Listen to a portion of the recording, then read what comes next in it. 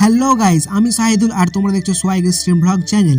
তো এটা আমার লাইফের প্রথম ব্লগ। তো সকালে ঘুম থেকে ওঠার পর হাতে নিয়ে নিলাম ব্রাশ, এবং ব্রাশ করতে করতে কি একটা আওয়াজ শুনতে পাই, যেন হেলিকপ্টার আমাদের বাড়ির পাশে এসে দাঁড়িয়েছে।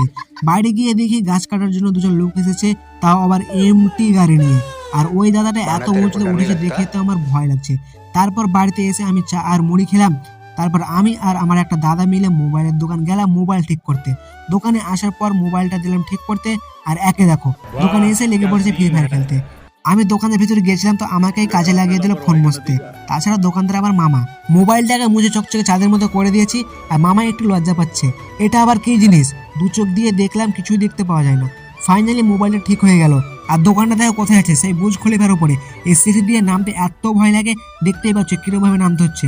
তো আজকের ভিডিওটা এইখানে শেষ করছি, দেখা হচ্ছে একটা পরের ভিডিওতে। চ্যানেলের নতুন থেকে সাবস্ক্রাইব করো এবং লাইক করে শেয়ার করো। থ্যাংক ইউ, ধন্যবাদ।